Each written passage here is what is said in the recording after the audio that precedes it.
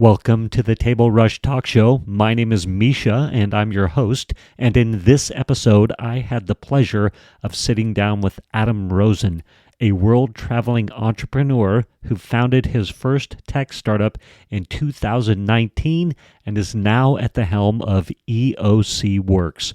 Adam's company specializes in driving sales for startups through effective cold email strategies.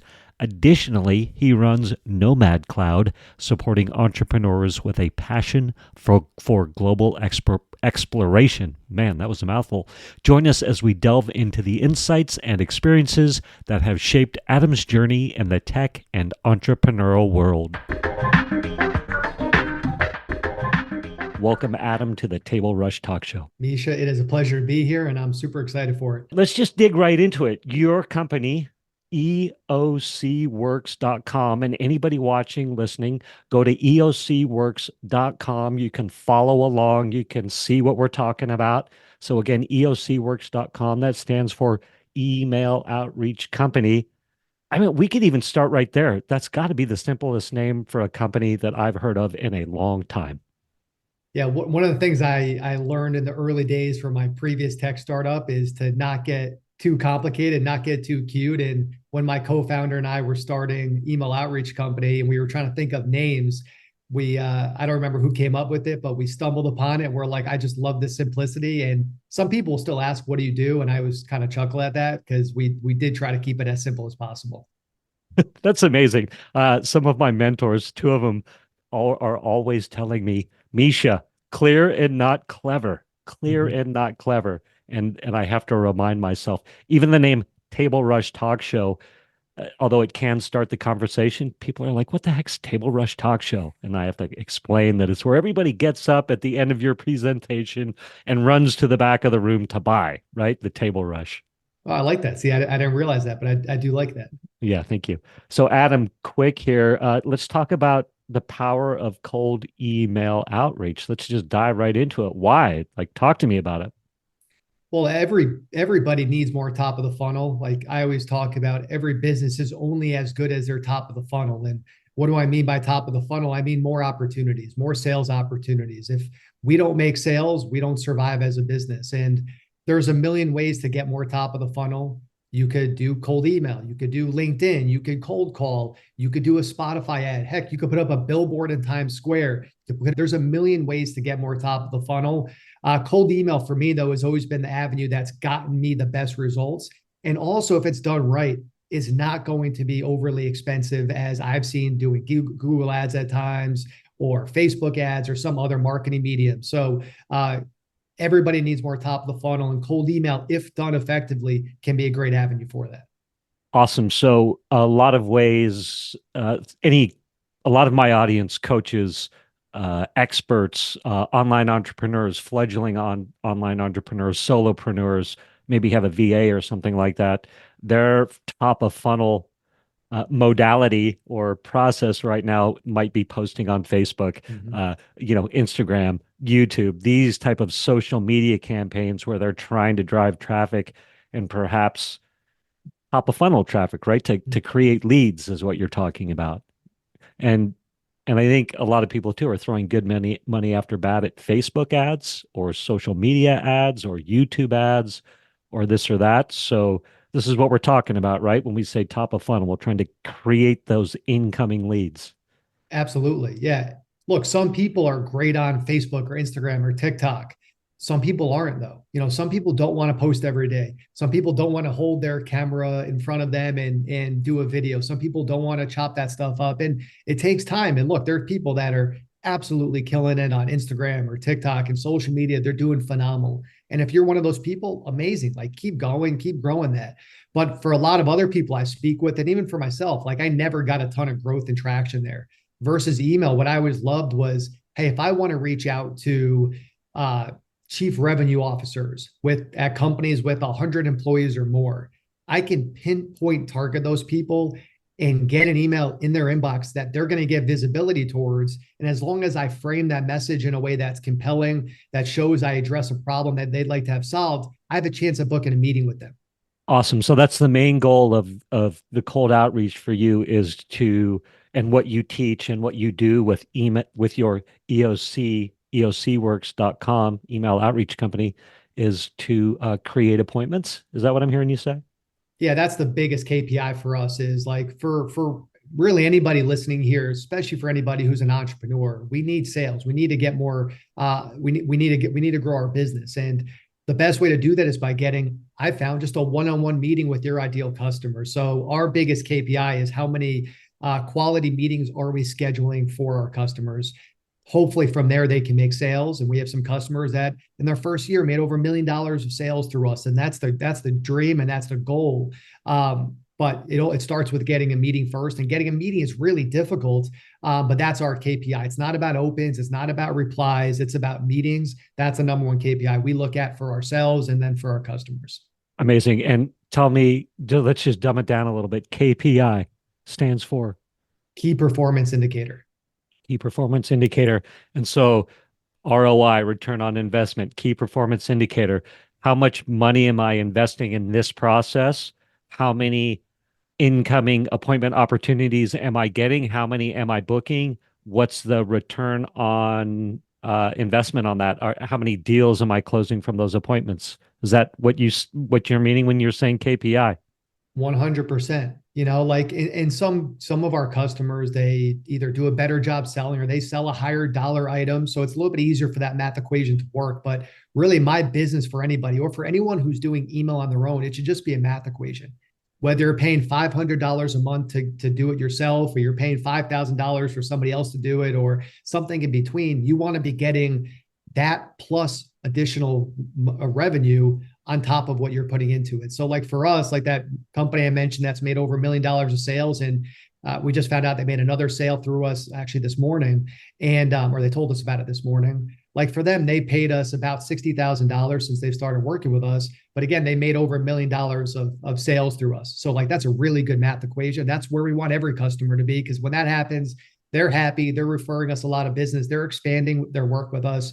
But on the flip side, if they paid us 60 grand and they didn't make any sales, it's going to be really difficult to justify working with us further, even if we're getting them meetings. Yeah, that is super cool. I love that. And so, I guess a couple questions come up. One is, what is their price point? So, what's an appointment worth to them? Or, I mean, are they selling high ticket, or is it like, is it, they have $1,000?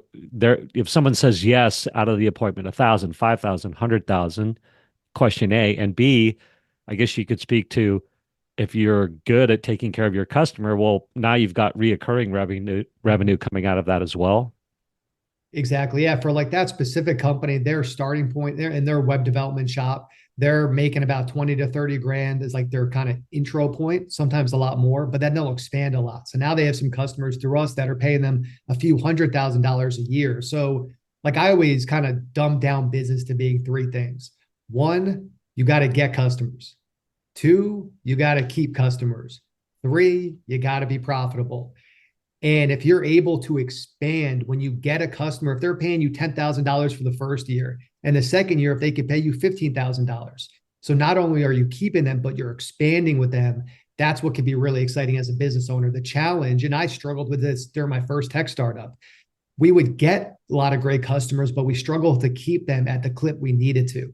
So that's why the keeping part, the retention piece is so important, as we all know as business owners, because if not, it feels like we're just clogging holes in a leaky bucket. Makes sense. I love that. I love those 3 points you touched on as well. Say them again. Get customers, keep customers, be profitable.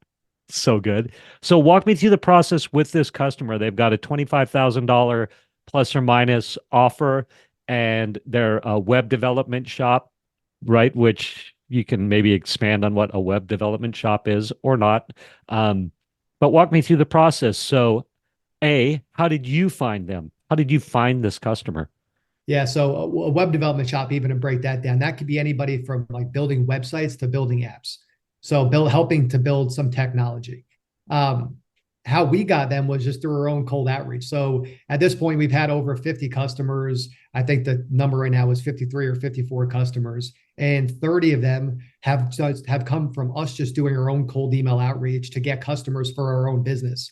And what I actually love about this example too, just sticking on this current customer, I had one sales conversation with him. It was with the founder CEO. It was from cold outreach.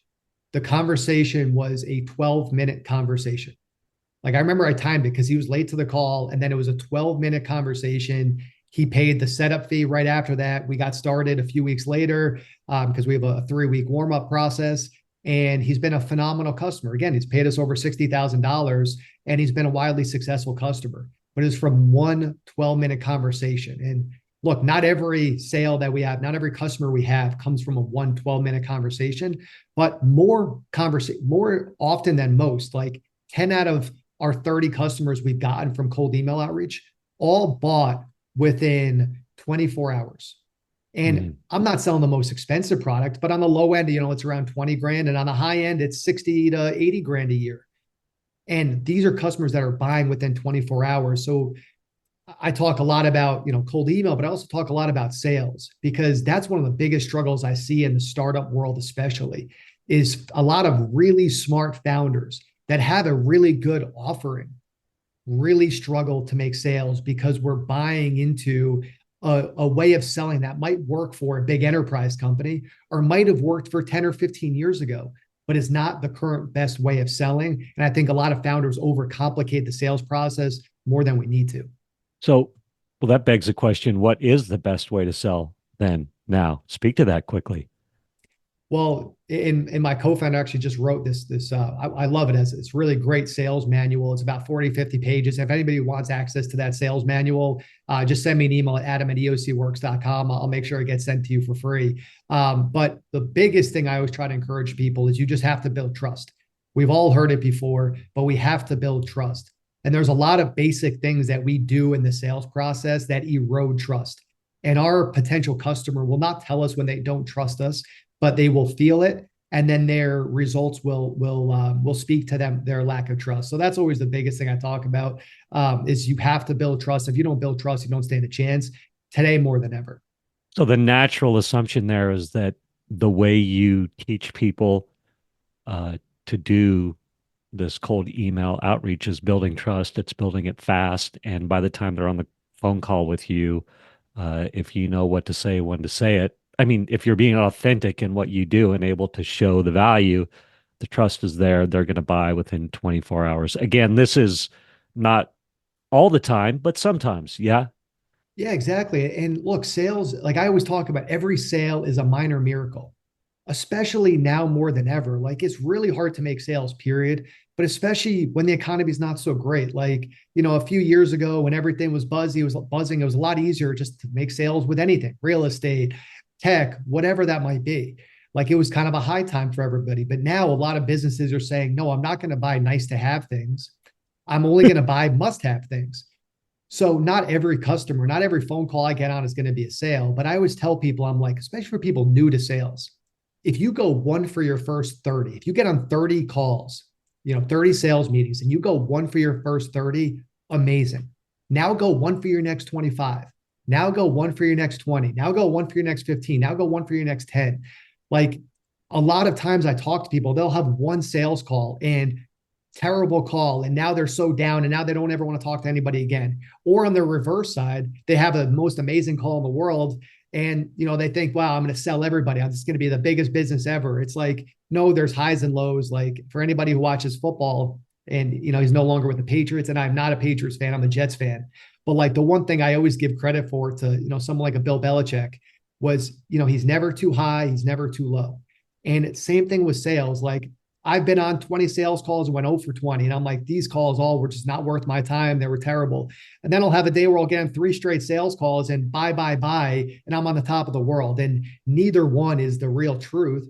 It's just the roller coaster of being in business, period.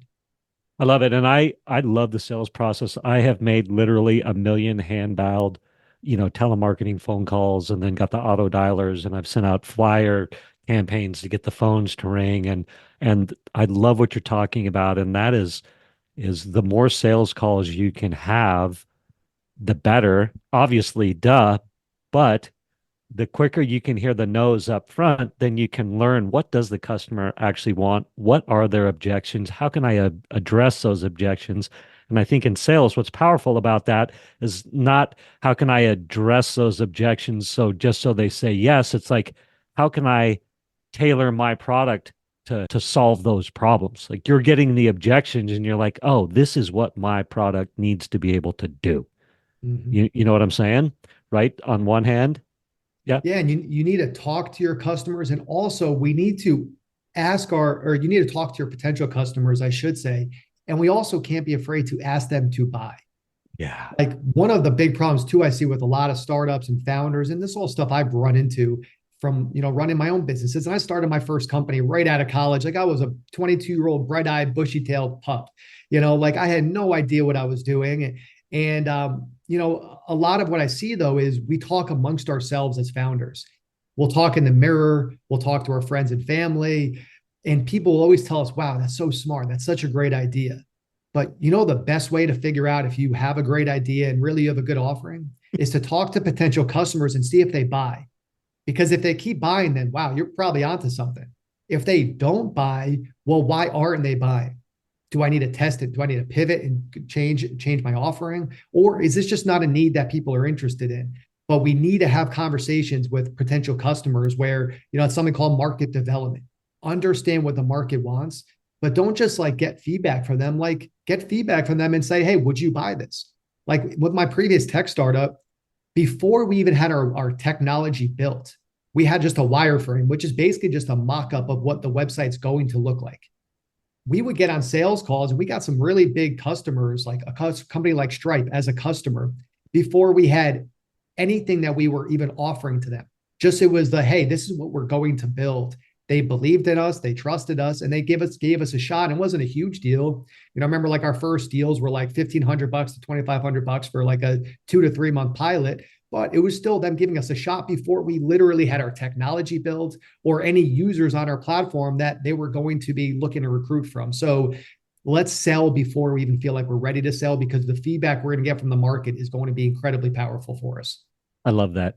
And I think what I would encourage people to do, anyone listening here who's inspired, okay, I've got my product. I need to talk to more people. I need to ask for the business more, to take notes. Like take notes when you're having those conversations so you can see what the common objections are or the common reasons that people are saying no or the common reasons they aren't buying.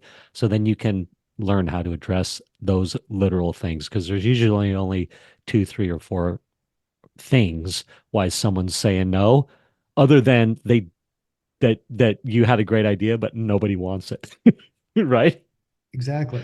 Yeah, Yeah. it's a learning process that never ends too. Even when you think you got to figure it out, there's always something that's going to smack you in the face as an entrepreneur and force you to continue to pivot and grow and adapt. So that's just the life as an entrepreneur, as everyone knows who's listening to this right now.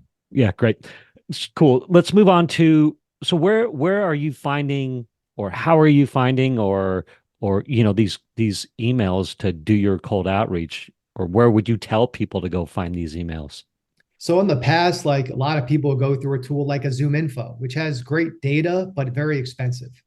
Then a lot of people would go through like, hey, finding someone overseas that would be scraping contact information. So like when I say scraping contact information, there's tools that you can use to go on like LinkedIn, for example, to collect email addresses from LinkedIn profiles.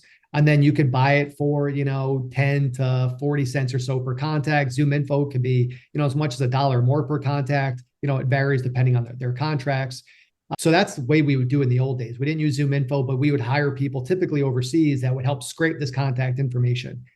But now there's tools out there, like one of which is called Apollo, which is a really good emailing tool where you can buy leads from. And there's another tool called Instantly, which is the tool that we use for all of our customers through our cold email agency that helps to send emails, send sequences, but also respond to emails, but also to purchase contact information. And it's like 3 or 4 cents per contact. So it's very inexpensive to do it versus a lot of the old ways. And it's high quality data. There's tools they have internally through a tool like Instantly that helps verify contacts as well. So you're not sending to old emails or emails that are going to bounce, because bounced emails will hurt your deliverability. So meaning they'll go into your spam. If you have a high spam rate, your domain and your emails are going to be in trouble. And any emails you send are now going to have a higher likelihood that they end up in spam versus the inbox. Good nuggets of information. So you literally, for your customers that you work with through email outreach company, again, EOC Works. Anybody listening, watching, go check out eocworks.com. You can see what Adam and I are talking about. So you're literally using the tools you just talked about instantly and Apollo to not only find the leads, but to send the emails. And when I say find the leads, you're paying, I think what you said was 3 to 4 cents per email, right? And then you're sending out in bulk, perhaps, I don't know, you can tell me the numbers in a minute. But the great thing about Apollo and Instantly is that, or those leads, is that high deliverability. That was the other key thing. Does that, what I heard you said, does that sum up what you just said there? Yes, but with deliverability, there's a lot more that goes into it, unfortunately. Now more than ever, and we can get as much in the weeds, as you like, Mischa, here, but in September, there was a pretty catastrophic event that happened in the cold email world. Like the first really big, shoe to drop was Google Domains was acquired by Squarespace. Now, back in August, July, and before then, what we would do as an agency is we would have a customer, right? Yeah. That customer, we would create one additional domain for. So instead of your company domain, let's say your domain is abccompany.com. We would create another domain that we would cold email from. Call it tryabccompany.com. So it'll look like your company domain. It'll redirect to your company's website, but that would be the domain that we email from, because we don't want to take any chances of hurting your main domain. So we would create this new domain, and then we would create 2 email addresses within that domain. So we would have like one that would be like Mischa at tryabccompany.com. And then the other one would say like Mischa Z at tryabccompany.com. We would have 2 emails. So one main email, one backup email. We would send thousands and thousands and thousands of emails, call it a few thousand emails per month to 10, 20, 30,000 emails per month from that 1 or 2 email accounts. After this shift, though, after this acquisition, our bounce rate went from maybe 2% to about 50% overnight. So it shook up the entire cold email world. So that's when we shifted all of our systems to tools like Instantly. And now, for context, we have for every customer about 5 additional domains we're sending from. And then between 30 and 50 email inboxes that we're sending maybe 20 emails per day of.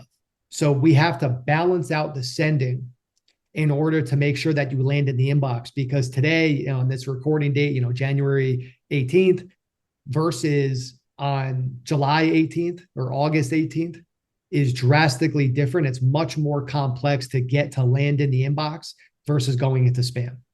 Wow. So if I heard you correctly, you went from creating a new domain for somebody using 2 emails from that domain. And then this last year, 2023, this is working. You're having 2% non-deliverable. What did you call that? Yeah, a bounce rate. Yep. Yeah, bounce rate. Then Squarespace. Who bought the Google domains? Yeah, Was it Squarespace. Yeah, Squarespace purchased Google Domains. Yep. Okay. And then it went to 50% bounce rate. And yeah, we don't need to go too much in the weeds, but that's kind of crazy. Was that bounce rate went up just by Squarespace buying it? Was that the on reason purpose? Yeah, go. No, the reason why is there's these 80% of email domains and inboxes are not set up properly. So things like a DKIM and SPF, like these different configurations within a domain need to be set up properly. Basically, it's like your car registration. It's like your registration to say that you can drive your car. Same type of idea with like it's your registration stickers that most people just don't know that they have to set up properly. So the reason why our bounce rate went from about 2% to about 50% overnight was because when that acquisition happened, Squarespace, not on purpose, accidentally, there were things that were set configured properly that got unconfigured. That's even a word because of the Deconfigured. acquisition. Yeah, yeah, deconfigure, whatever it is. I was not an English major. You're good with numbers though. Yeah, yeah, exactly. So yeah, it got deconfigured overnight. So that was a challenge. And then, now things have gotten back to normal, but it was a headache to resolve everything. But that's one of the biggest things we see with a lot of people that are starting to cold email. One of the biggest challenges is just getting your infrastructure set up so that you can even send emails. Most people don't even have the infrastructure set up properly. So when they start emailing, they get no results. And the reason why is because they're just going right into spam. Mm. That leads to a question. A lot of people probably don't even know that their infrastructure is not set up correctly, that are doing cold email on their own, and they don't know of the bounce rates. They probably don't even, or are they literally seeing the bounce rates by you're getting that auto reply non-deliverable kind of a thing? Does that make sense? Yeah, you'll get that if you, depending on what tools you use, they're usually pretty good at making it simple to receive it. But yeah, what tends to happen? So like number one, anyone who's listening to this, if you're sending any type of cold email, any type, I'm even talking about 50 to 100 a week, even like any type of cold emailing, please do not do it on your primary domain. The reason why is if you email on your primary domain, it will increase the likelihood that any other email in that domain will now go into spam. So like I've had people reach out to me that say, Adam, I'm freaking out. I'm having proposals to clients go into their spam. I'm having, a back and forth with a potential customer going into spam. And I'm not even emailing from this email inbox. But if it's under that same domain, so if it's Mm. under abccompany.com, even if it's a different email account in that domain, if you're marked as spammy, that can affect other emails in your domain. And that's like the biggest nightmare of it. So that's why I don't care how many emails you're sending, just to be safe, create a new domain. If you want help with it, of course, reach out and I can walk you through how you do it. But do not, it's too risky to email now more than ever from your primary domain. So it's just not worth it. Okay. And then quickly, if you're sending one-off emails one at a time, that's different than if you're doing auto sends, right? Like bulk sends. Can you differentiate between, am I saying that correctly? Or can you differentiate between that? Hey. Yeah, I like the balloons. Yes, there is a difference. However, it's really about the volume you're sending from. Because a lot of these tools are so good at mimicking real sending, like it's even difficult to know if this was automation sending it or if it's a real person. Like even if you Mm. hire, an intern, or if you hired someone overseas to just send 200 manual emails a day, it's still the same thing because it's around the volume you're sending from, not so much if you're using a tool or not. Okay, cool. So let's get back to it. So now you went from creating one uh, domain with two emails. Did I hear you say correctly that you said now you're creating 5 to 10 domains with another 15 emails per? Or is that what you Yeah. said? So it's about 5 domains is what we're creating. And then within each of those domains, we're creating anywhere from 5 email accounts to 15 email accounts within each of those. So most customers, we have between 30 and 50 inboxes that we're managing. So you're looking at over 1,000 email inboxes my team is managing every single day. Awesome. I love that. That's mind-boggling and amazing at the same time. That is so, so cool. Um, well, cool. So, cold email works. It's how you got that great customer that we're talking about, plus 30 others. You're obviously helping some companies have some success. Um, and we've talked about, okay, go to Apollo, or go to what was the other company instantly. Then you can get your 3 to 4 cent emails. You basically told us how to set up a whole bunch of email boxes. What the heck do we say in the email? That's the next key question, right? Great. I know where to get the email leads. I know where to get how to set up the email to hopefully reduce bounce rates. Now I got to know what to say in the emails. Yeah. So for here, like the key is around simplicity, kind of like what we talked about earlier in the name of my company, Email Outreach Company. We try to keep things simple.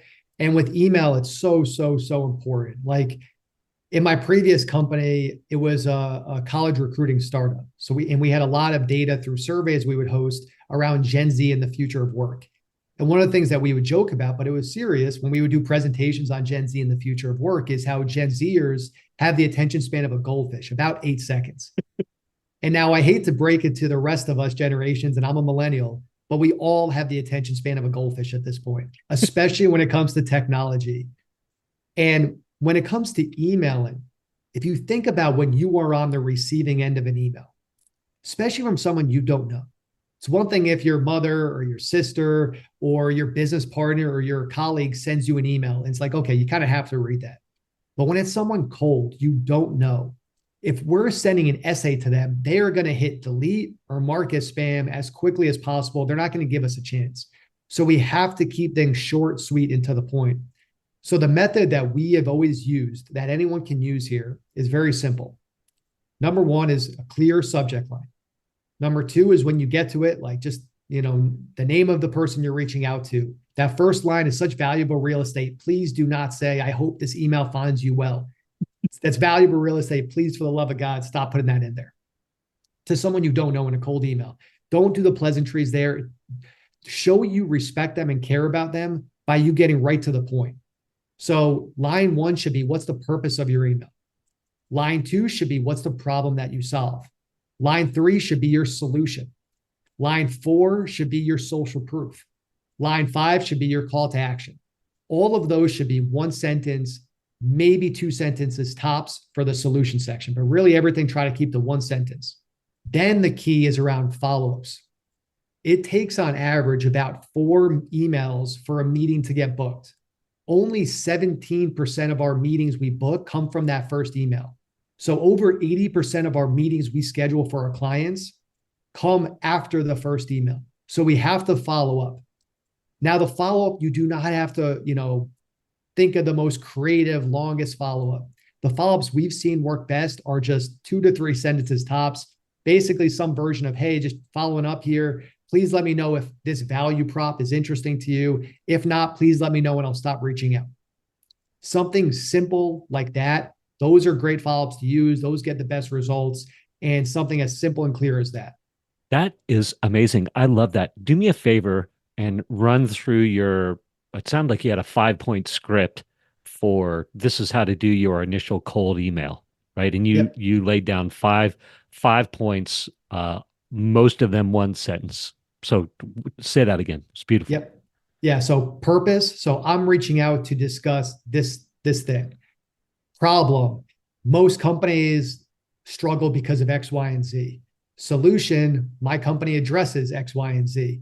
Social proof. We work with Bank of America, Amazon, and Apple to solve this problem. Social proof, or sorry, call to action. Your ask. Hey, do you have 15 minutes to discuss? So purpose, problem, solution, social proof, ask.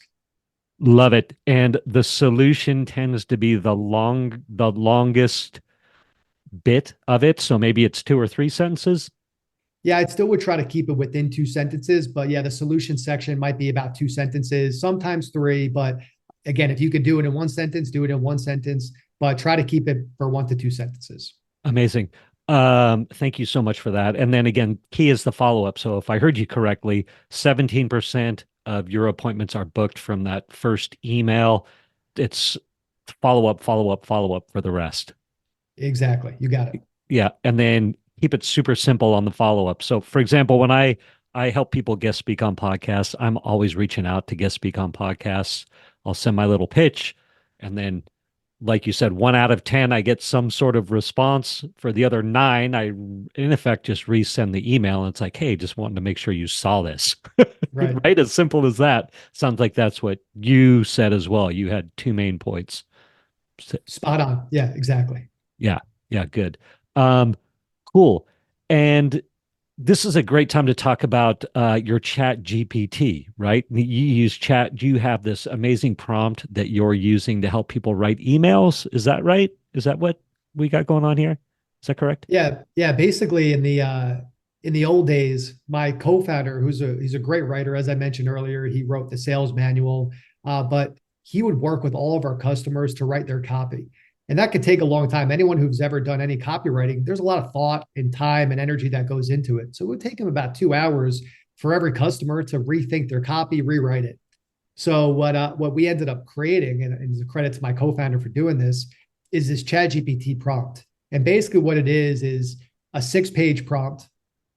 And what it takes is our 5 highest performing emails, and it'll rewrite them for a new customer, anyone who wants to write email copy. And it'll also create 8 follow-ups, our typical 8 follow-up sequence. And it's able to recreate these emails in a matter of, seconds versus what would take us, hours to create. So now it's key because number one, like you have to, anyone who's listening to this, if you use ChatGPT, please upgrade if you haven't already to GPT-4. GPT 3.5 is almost like an elementary school student versus GPT-4 is like a PhD student. So if you use this on GPT 3.5, you're not going to get the same results. But if you use this on GPT-4 and you input some basic information, it'll spit out, again, our 5 highest performing emails that are different styles. So you could choose a style that works best for you and your follow-up. So all you literally need to do is copy and paste and put it into your sequence and you're ready to go. Amazing. Noted. I love ChatGPT 4 as well. I immediately upgraded and I Yes, played with both. And it's 4 is exponentially worth the minimal $20 a month that you pay. 100%. Okay, cool. So, you want to demo this for us quick, or we can talk something? Yeah, I think you were going to do a share screen and we were going to sort of run through this. Yeah. Is this a good time to do that? You still up for it or? Let's do it. Let's do it. Amazing. All right. So let me share my screen here and let's have some fun. This is the first time on a podcast, by the way. I'm doing this live. So this is a podcast first here, and you can only get this in one place, the Table Talk. The Table Rush Talk Show. The Table Rush Talk Show. Sorry. The It's all Table good. Rush Talk Show. By the way, you are amazing, Adam. And I just want to remind everybody, go to EOCworks.com and you can see Adam's amazingness. And I love how you've broken down your process and talking a lot about the work that actually goes behind what you do. That's very cool. So Yeah, a lot of what we do, and I appreciate that, Mischa, is we want there to be better emailers. Like one of the things we heard a lot when I had my previous tech startup talking to a really sharp founder mentor is like, you're doing the right thing when you can advance your industry forward. And that's one of the things we're trying to do is just move emailing forward. A lot of us hate getting emails or hate getting mass emails, and we look at it as spam. And the truth is because there's a lot of crap out there. And we want to help move the industry forward. And so I love giving away as much free value as I possibly can. So anyway, as you can see here, I'm copying this prompt. I'm going to put it in here first. Now ChatGPT is going to tell me that they understand this. And again, what I'm putting here is it's putting our 5 highest performing emails, the styles we wanted to recreate. And now I'm going to put in this section here. Now, Mischa already gave me his company name all the way down to current former clients. So I'm just going to copy and paste that from there directly once I can find the chat function. And I got it right now. and everybody listening, so this is really cool. You can go to one of Adam's other companies. It's called the nomadcloud.com. Again, the nomadcloud.com. It's an email newsletter for nomad workers, coaches, course creators, those types of people who, and I don't want to misspeak, Adam, right? But I think that's who you're targeting generally with that email, with that newsletter list. Uh, Go ahead. I'll let you answer that question. Yeah, basically, and we'll get into this, I'm sure, a little later on. I've been building this business along with my co-founder for the past 2.5 years from all over the world, from Florence to the Amalfi Coast, south of France, Hawaii is where I'm at now, and all over. So I'm a big believer in traveling the world while also building a business because both of them are very important. I get inspired from traveling the world, but it's very important for me to build a successful business and grow professionally. So we recently bought the nomadcloud.com, which is a newsletter for professionals, coaches. There's a lot of coaches in the community, entrepreneurs, and just business professionals that want to travel the world while also growing their careers. So yeah, anyone who signs up for that newsletter, if you just send me an email letting me know that you signed up, I'll send you. We have a simplified version of this prompt, which I'll email over to you. Beautiful. Thank you for that. That's what I was trying to get to. So Cool. go to thenomadcloud.com. Of course, that link will be in the show notes. Subscribe to the newsletter. and let Adam know, and he'll get you this prompt. Okay. Absolutely. So yeah, so I put this information here. This is for Mischa, his company name, sender job title, all that stuff. And now we're going So to see. yeah, and before you hit enter, so it's simply company name, the Influence Army. That's what I do. I help people guest speak on podcasts, go on an influence tour. It all starts by guest speaking on podcasts. Then we go from there. My job title, chief. Actually, you put information officer. It's supposed to be influence, chief influence officer. Chief Influence Officer. Perfect. There we go. Value prop, go on an influence tour, podcast tour to increase your impact, your authority and income. Target audience, coaches, course creators, experts, current former clients, the social proof section. I've helped people get on countless podcasts and secure clients and opportunities through podcast guest speaking. And now you're going to hit enter. Yes. And I'm just going to change countless to just be a number. So hundreds of podcasts. Perfect.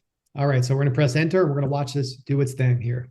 And again, these are 5 different styles that we're going to write. And these are some of the styles that have, and we're constantly updating this. So we have a new update that's going to be coming out shortly with some new styles too. But you're going to see the first version here. So accelerate your influence with the Influence Army. Awesome. And that's, oh, go ahead. Sorry. Yeah. So that was just the email style. Sorry. The subject is amplify your authority with the Influence Army and then their first name. So if their name is Jack, it'll say the Influence Army Jack. Hey, first name, imagine yourself gaining widespread recognition as a coach or expert simply by sharing your story and expertise. Are you struggling to reach your target audience effectively? So purpose, problem, solution now. At the Influence Army, we specialize in taking you on an influence tour, including podcast tours, to dramatically increase your impact, authority, and income. We've helped numerous coaches and course creators get featured on hundreds of podcasts, securing clients and opportunities through guest speaking. Now we go to the call to action. Would you be interested in a brief call next week to explore how the Influence Army can boost your professional presence? P.S. If this isn't relevant to you, please let me know and I'll make sure you're not contacted again. Your time is important to us. So we see purpose, problem, solution, social proof is included in here. Call to action. Love it. And that's just email 1. Now we've got a second email, EOC email style. 2. Enhance your coaching career. Yeah, go ahead. Propel your coaching career to new heights, and then their first name. Hey, first name, ever considered how a podcast tour could elevate your coaching career? Many coaches struggle to make their voice heard in a crowded market. That's where we come in. The Influence Army offers an influence tour, helping you establish authority and increase income at an unprecedented rate.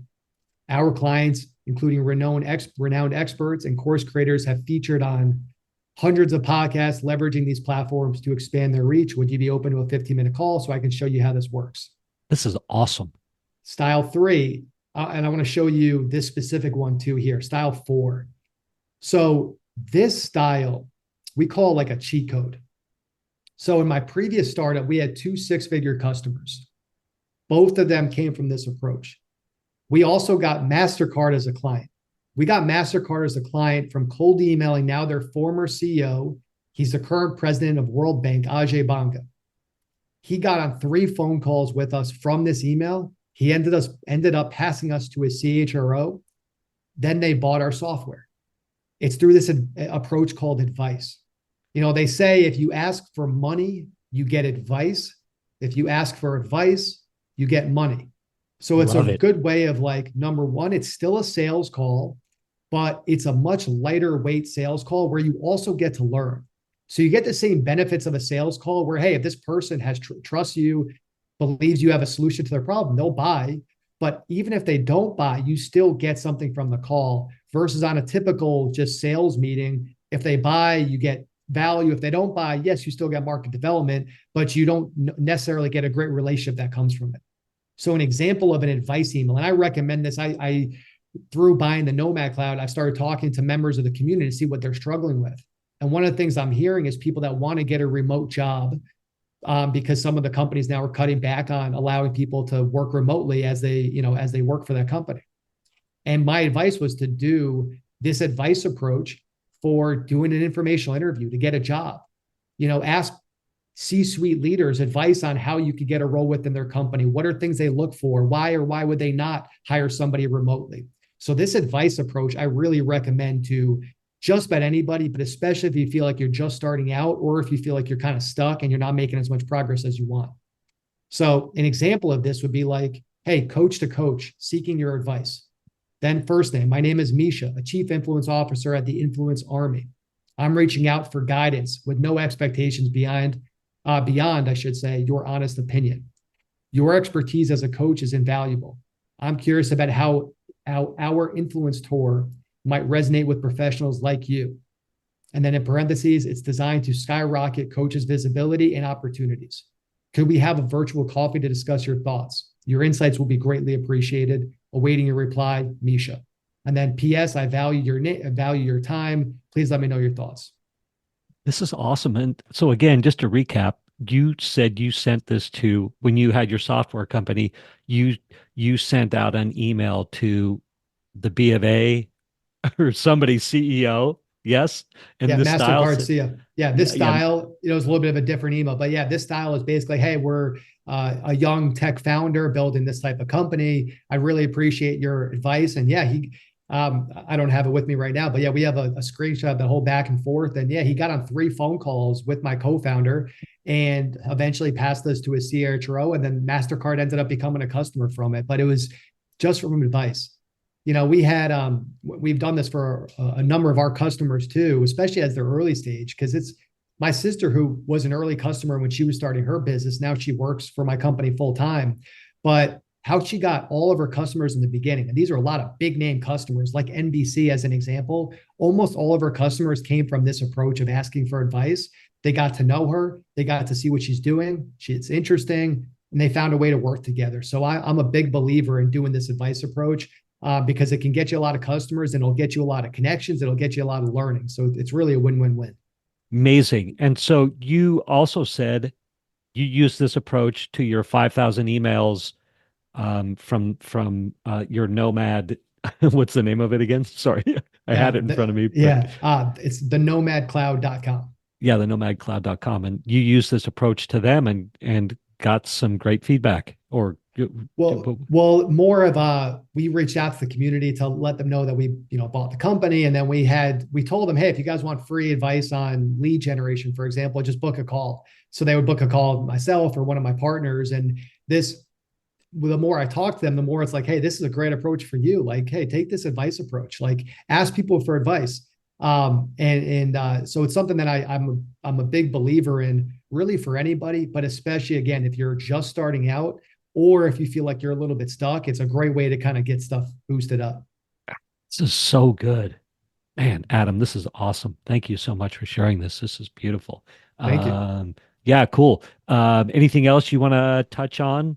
Before, I don't want to go too deep into the woods on the chat GPT here, but everybody's going to get access to this. So Yeah, exactly. Anyone who wants, more access into this, just again, if you sign up for the Nomad Cloud, if that's of interest to you, send me an email. Even if you don't sign up, just send me an email. I'm happy to share. We have a simplified version of this that I think will be really powerful for you. So yeah, I'm happy to share this with any of the listeners.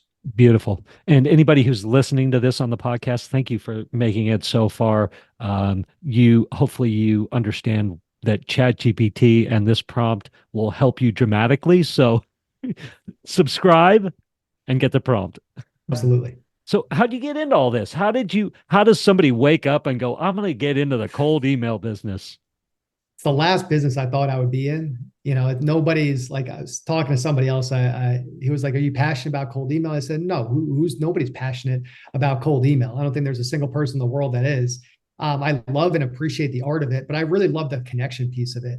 Like even when I was in college, I started an entrepreneur program at my school. It led into me doing a 1-year MBA as I worked for the school to continue building that entrepreneur program. And my first glimpse into cold email was cold emailing Mark Cuban and asking him to speak at my school. And he declined, very politely declined, but him responding to my email is like, you're telling me I can email Mark Cuban, one of my idols, and he's going to email me back. So that really showed me the potential.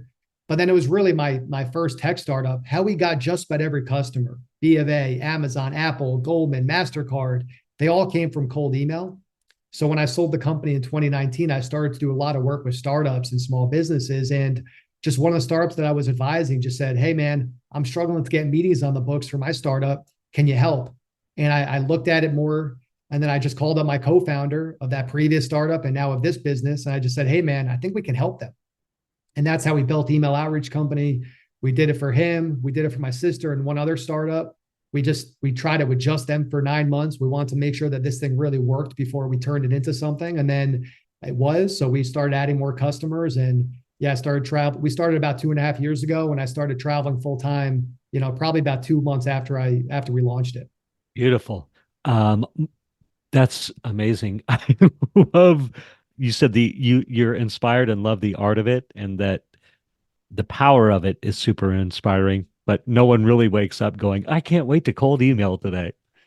Exactly. Like I love I love the ability to convert and to connect with people and just the thought of like, hey, some of my like best friends have come from cold emailing. Like really, like for my previous startup, like one of my good buddies now was a cold email. It was like a first sales call. It was like a bang bang sales call. Ended up meeting up with him in Chicago. He became a customer. And now we're like, we're best buddies now. And it's like that's some of the power of cold email. Invest in my first startup. We raised money from cold email.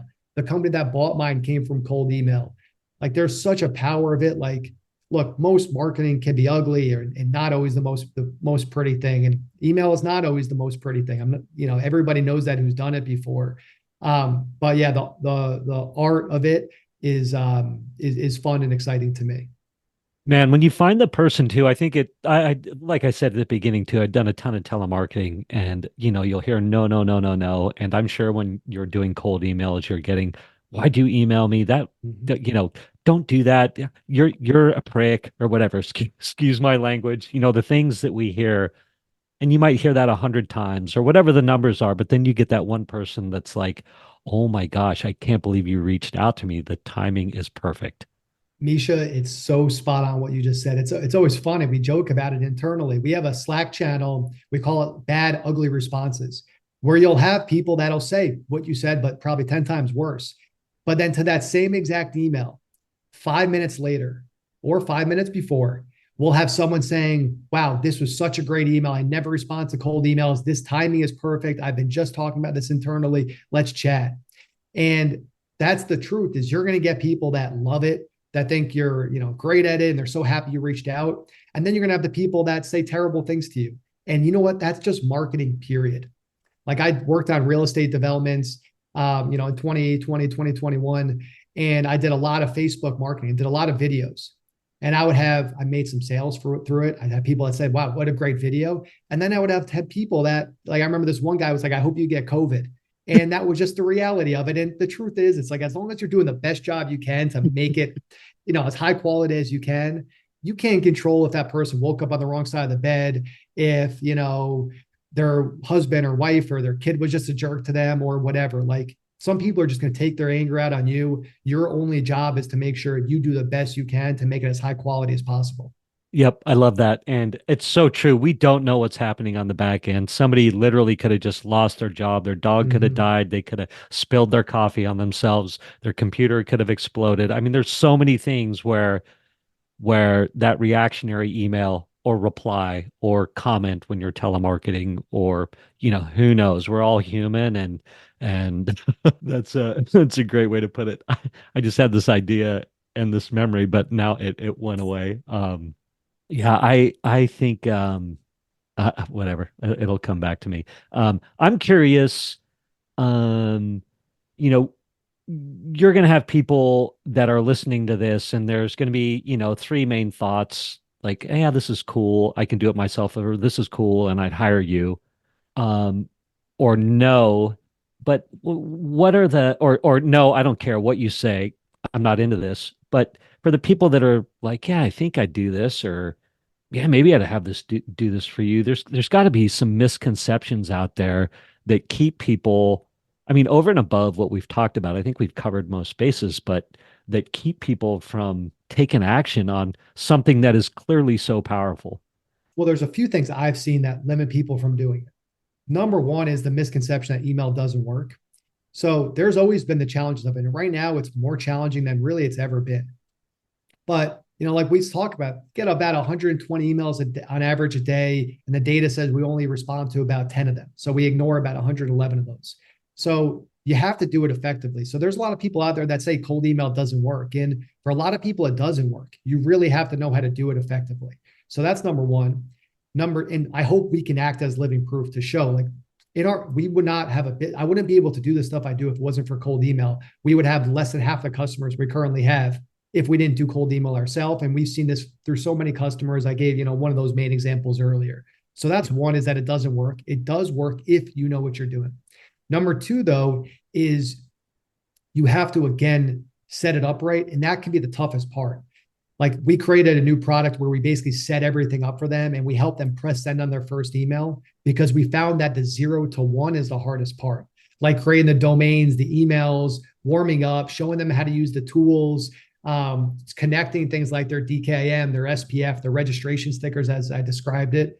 So the 0 to 1 part is the hardest, like just getting going and getting into that routine of doing it. And then number three is around when you do email, like you just talked about, like I talked about, do you have the stomach to deal with it? Because that we've seen is like one of the toughest things. Like when you see somebody who says, I'm not interested or F off, like how does that make you feel? Like one of the values that we provide to our customers is like, we're that shield. We'll talk to our customers and they'll be like, oh, everybody just wants to talk to me. Like maybe they had a great month. They got 10 or 15 meetings booked. And, there were 70 people that said, no, I'm not interested, but they don't know about that, nor should they know about that. They don't need to know about those negatives or that one person that says F off. So do you have the stomach to deal with that and understand that in marketing, that's always going to happen? If you have a billboard, there's some people that are like, this is such a funny, creative billboard. There are some other people that see that billboard and think it's the corniest, worst thing, and I hate you. Like, no matter what, you're never going to please everybody. So if you have a VA that or someone that can monitor your inbox for you, at least can shield you from that, I think that's a good thing. But that's really the third thing, is do you have the stomach? Because it can be painful. Like we're human. It's painful for me too. If I see someone say F off to one of our customers, I'm like, oh, come on, why are you doing that? Someone says it to me, of course, like you get defensive, but when you realize it has nothing to do with you, you again have no idea what they just went through today, and you can have empathy for that. It makes it so don't take it as personal. I would say those are like the three biggest hangups people have for even getting started with email and giving it a chance. Yeah. And you reminded me actually of what I was going to say earlier, where I had that mental blank spot. Is that if our intention is to serve and we're believing in our product and what we do, and we're coming with that again, that that intention to serve, I think that helps get over a lot of the bumpiness or the bad replies or the negative commentary, right? If our intentions are pure, we're here to serve, we're here to help. Like it's easy to get by the nose till you get that magical yes. And that company like you're talking about who's committed $60,000 or literally spent $60,000 and you've generated $1 million in revenue for them. I mean, that's incredible. Clearly you're serving at a high level. Yeah.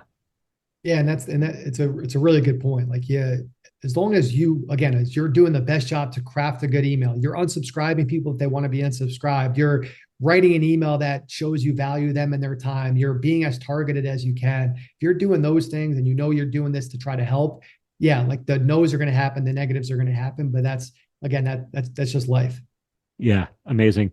And one thing, actually, Mischa, if you don't mind, one thing I want to say on that note too, it's one of the guys I look up to. His name is David Meltzer, and one of the things he taught me is like if you knew that at 26 no, after 25 no's, the 26th person you went up to is going to be your wife who you're madly in love with, you would be so excited to talk to the next 25 women to ask them to go out with you, because you'd be so excited to hear the no, because you knew once you got to number 26, you just met your dream girl.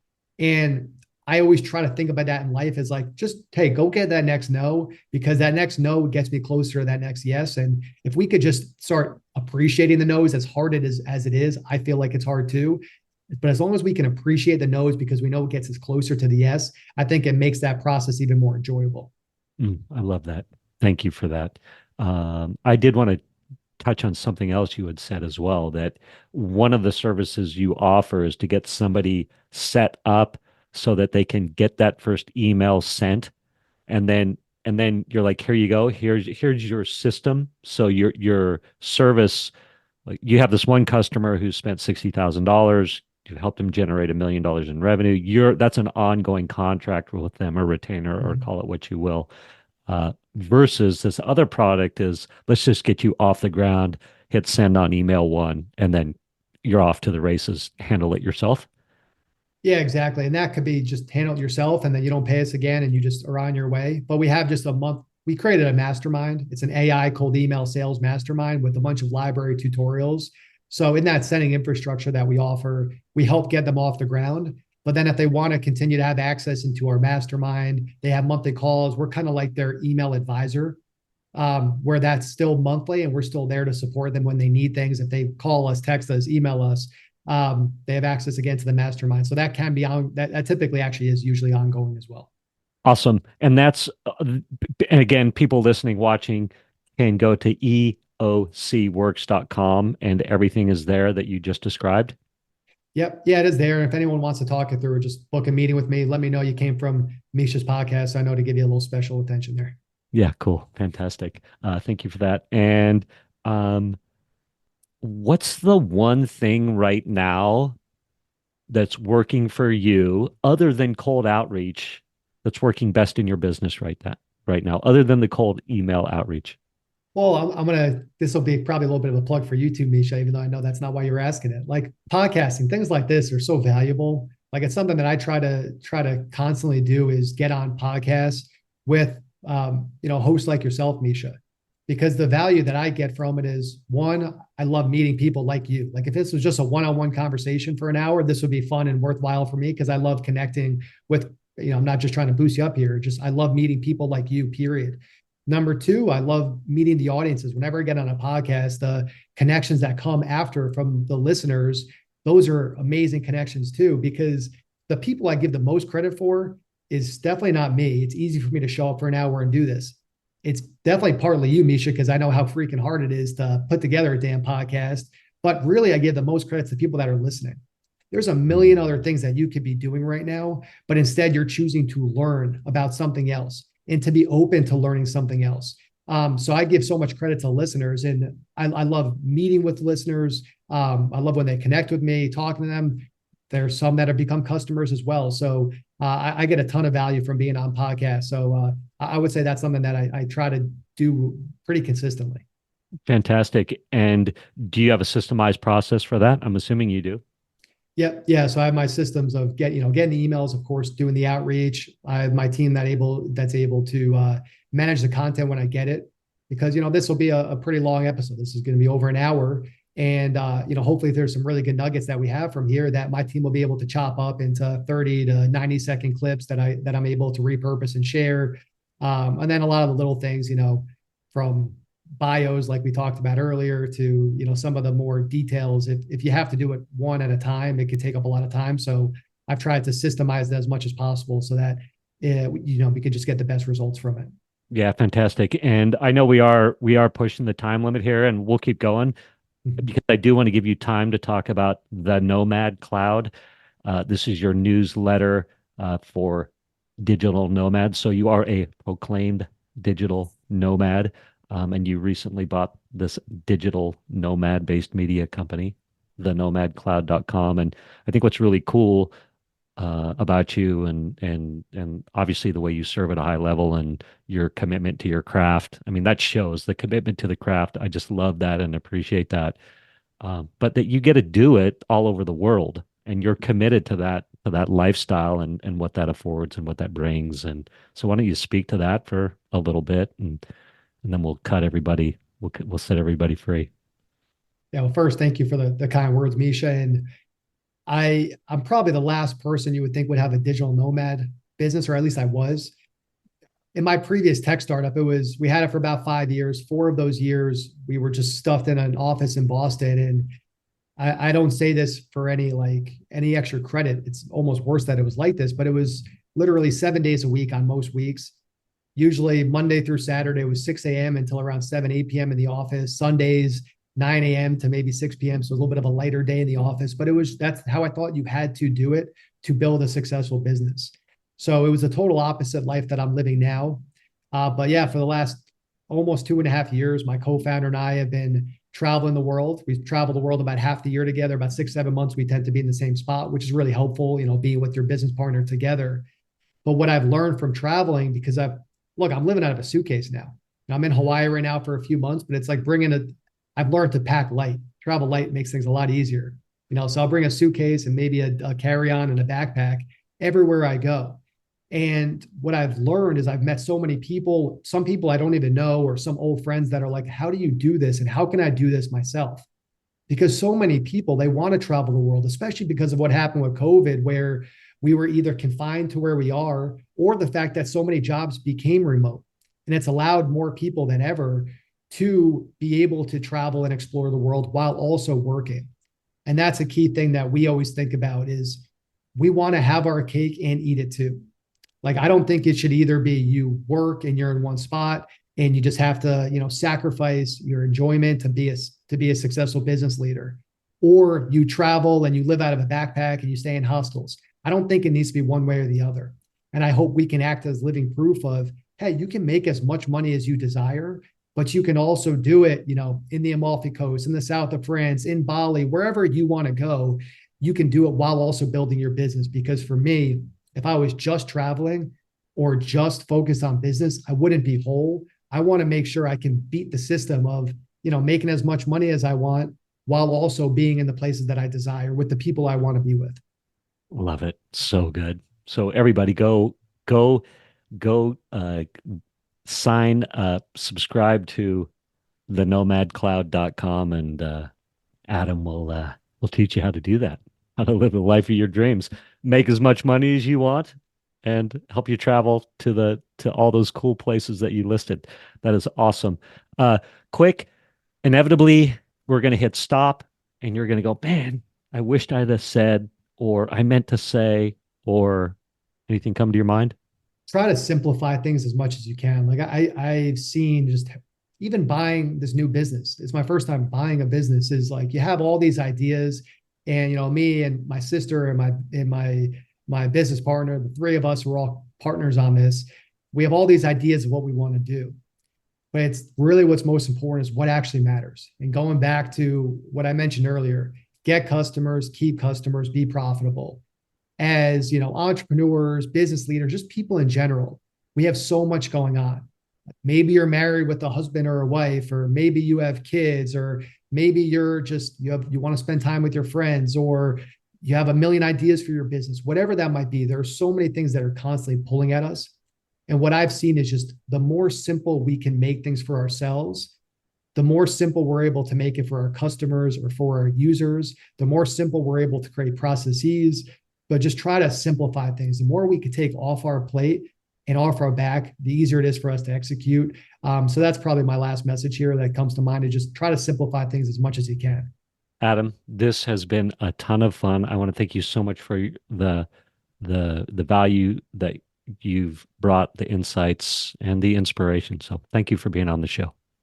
No, thank you for having me, Mischa. This was a blast. And thank you to everyone that was listening. I appreciate you being here, and I hope you got something from it. Beautiful. Thank you for listening to this episode of the Table Rush Talk Show. For resources to help you sell your stuff, go to belove.media/resources.